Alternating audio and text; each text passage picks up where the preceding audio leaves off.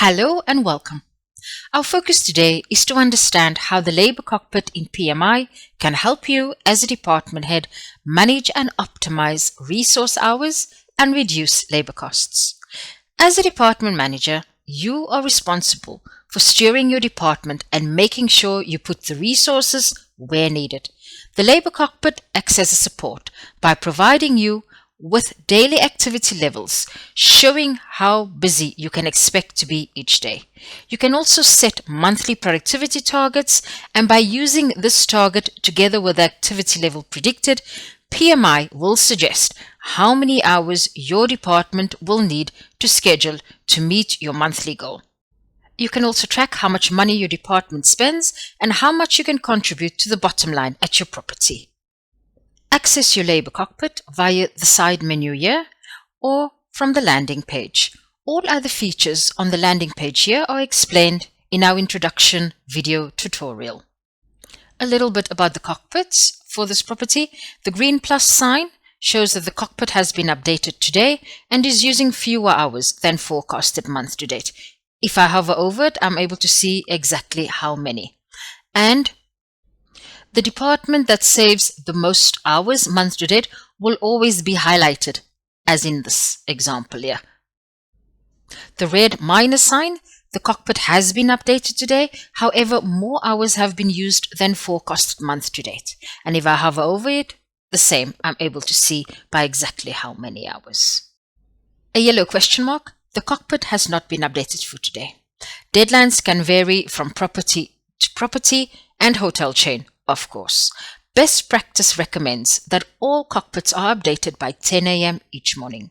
If you have a timekeeping system, ensure that you update prior to logging on to PMI so that by 10 a.m. all updated schedules are imported into PMI.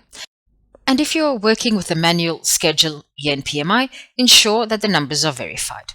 More information on working with the schedule module can be found in a separate video tutorial and the knowledge base article. Now let's take a moment to talk about outsourced departments. In most properties, it would be housekeeping. So if a department is fully outsourced and you have no influence over the hours, you can set the department to update automatically. No hours will be imported from the timekeeping system when using this function. PMI will populate yesterday's hours automatically by dividing the cost driver by productivity target and saving.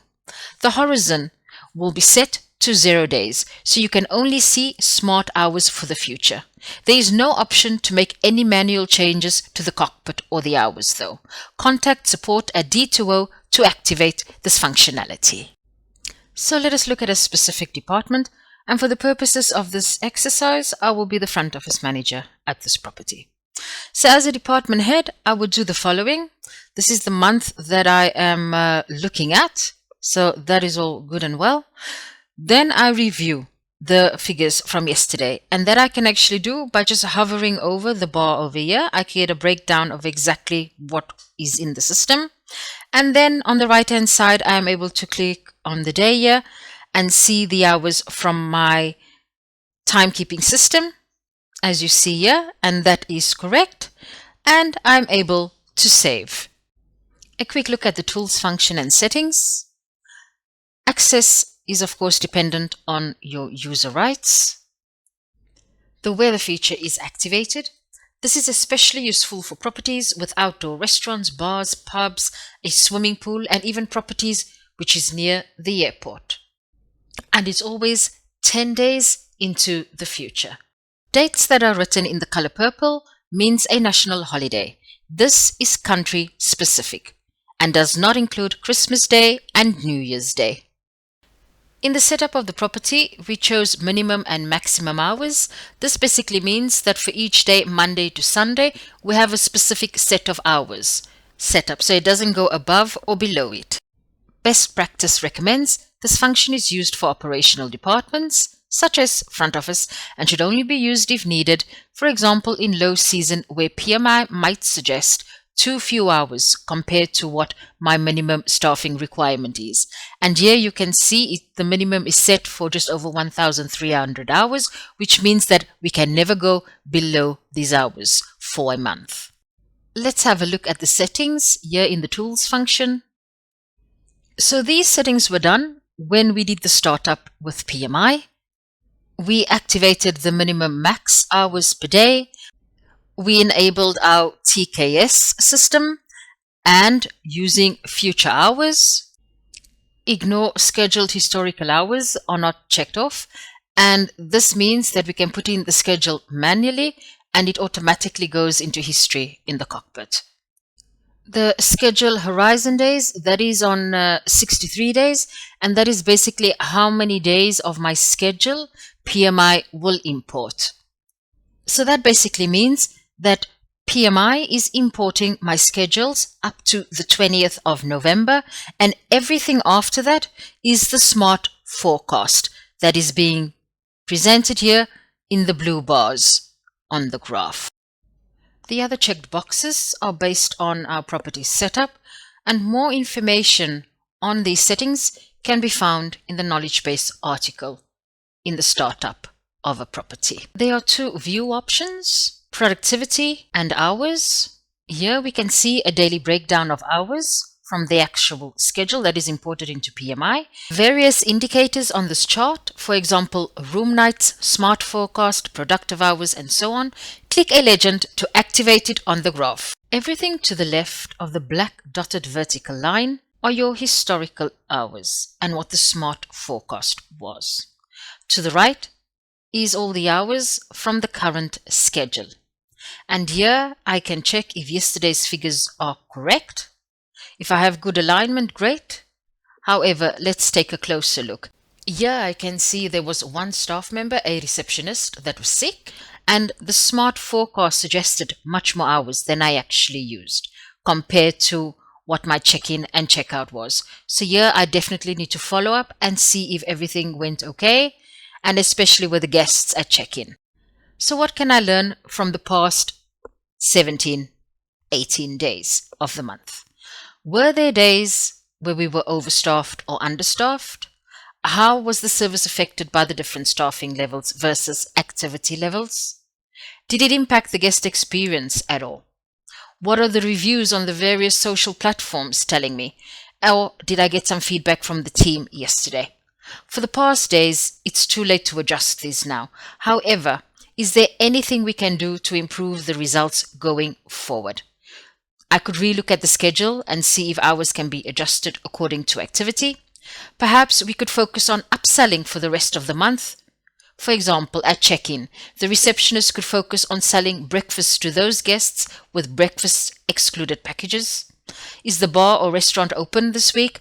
Ensure my team knows the opening hours. Do the guests perhaps need a gym pass or a spa treatment? Is there anyone checking in that's celebrating a special occasion, for example, a birthday, a wedding anniversary? If so, would they like to purchase a special snack or beverage? So many possibilities to try and make up for the hours we could have avoided losing. Moving on to the future, because this I can definitely do something about. The blue bars here represent what is the actual schedule. So how aligned are the hours with the smart hour forecasted? Are there any differences? Let me have a closer look. Are there days where I'm overstaffed or understaffed compared to the expected activity for any of these future days?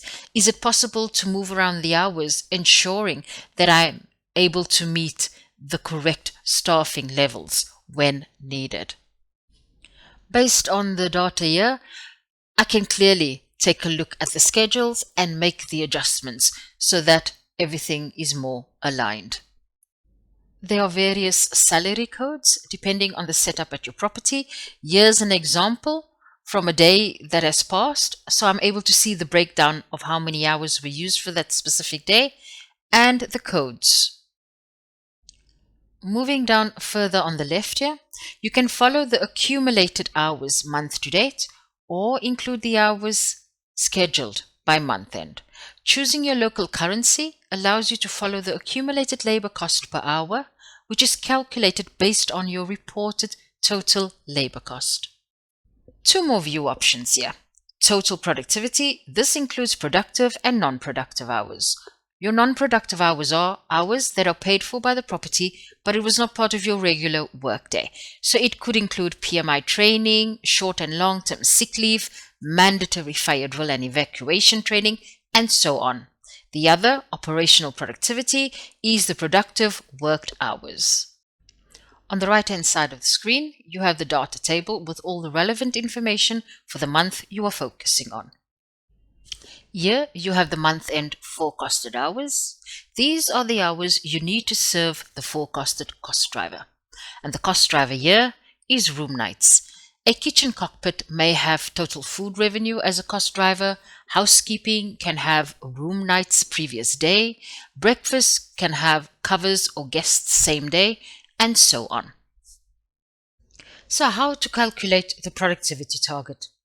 You use the cost driver, which is the room nights, divide by the hours for the month, and you are able to get your productivity target. And to calculate the smart forecast, which is the yellow line on the graph, this is your daily cost driver divided by the productivity. And if you take a closer look at the figures, we see that we forecasted just over 1,000 hours for this department. Month to date, we are already on 762 hours, and scrolling a little bit down, we are able to see at month end that we will end up with over 1,300 hours used. So here is definitely room for improvement so that we can try to align the hours with the activity at the hotel. All figures are updated early each morning from the property management system at your property to ensure that you are making good decisions. However, in the case of the administration department, this is a fixed department, so their hours will not fluctuate or be predetermined by a cost driver. You can manually input hours here. If, for example, the hours have not been scheduled in your timekeeping system, or you've forgotten because someone is sick and you needed another person to work. However, changes you make here manually will not reflect in your TKS. Also, all the hours from the schedule module will appear here. Use the note function as often as needed. This is a great way to keep track of unforeseen hours used on a specific day. It could be anything from staff on training or even sick leave. Or on this specific example, we actually had 40 guests arrive late at night at 2300 hours due to a flight cancellation. As soon as the comment is saved here, it automatically appears on the management perspective for your general manager to see as well. It's always useful to understand how we ended up with the results. A little bit more on the data table here. The red horizontal line, everything above is the historic days, your past days, and then everything below is all future days. The highlighted one over here is today's date, so that's always in a darker font. Here above, you see the timekeeping system here is called Time Plan, and here you can see that these hours have been approved in the system. And then looking for today and then tomorrow for the next 2 days, then you see that it's in the color red, and this is because it is future hours that has not yet been updated in the system. And another example, just to show you very quickly, this is a cockpit that has not been saved from yesterday. And as you can see here, the time plan hours, the timekeeping system is in red, so hasn't been saved yet in the system. You are also able to click on any past day on your TKS system, and here you get an overview of all the hours used and exactly what it was. Further down on the data table is your month-to-date figures. Here you see how you are doing so far this month compared to the forecast, and month-end to see what you will end up with if you want to continue in this manner. This gives you a quick glimpse into any major changes that may be needed for the rest of the month. Here you also have the current average rate per hour, including social cost. Be sure to check that this is correct as it affects the labor costs. Depending on user rights, this may be only visible for you as the cockpit owner. And here, the scheduled hours. This shows the hours added in your PMI schedule. Unspecified means that it's imported from the timekeeping system or only scheduled as lump sums, and that means without a name. And one last comment on the graphs.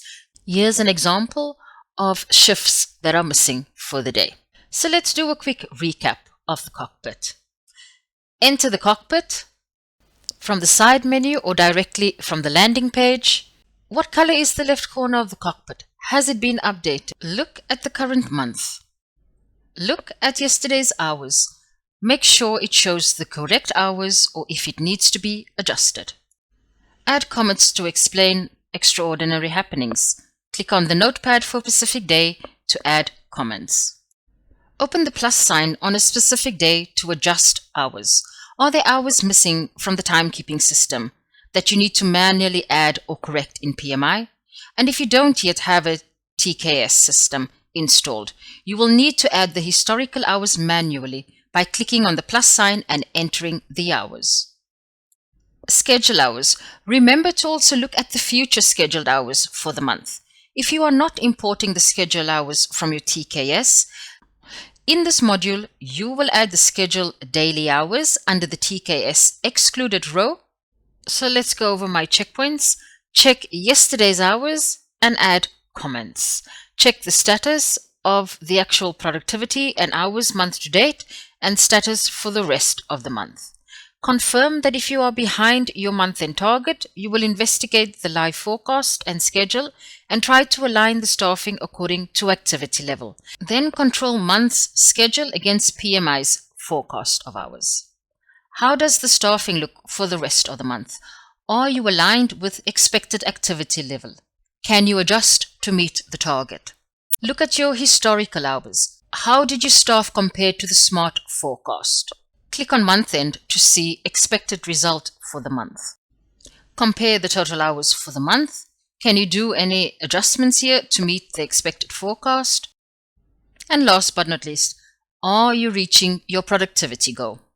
Moving on to month-end routines. This can be done on the first working day of the new calendar month. Look at the past month. Are all the hours complete? Did we reach the productivity target that was set for August? Summarize the month by adding a general comment here on the last day. Here it can be anything from what went well and what the learnings were. Update the current rate as well with the actual outcome after the P&L is ready at month-end closing. This task could be on the financial controller's checklist, so be sure to check what your property's routines are. And then, as with all the modules in PMI, hit the Save button. More information on the Labor Cockpit can be found in our knowledge base article and video tutorial series. Thank you and take care.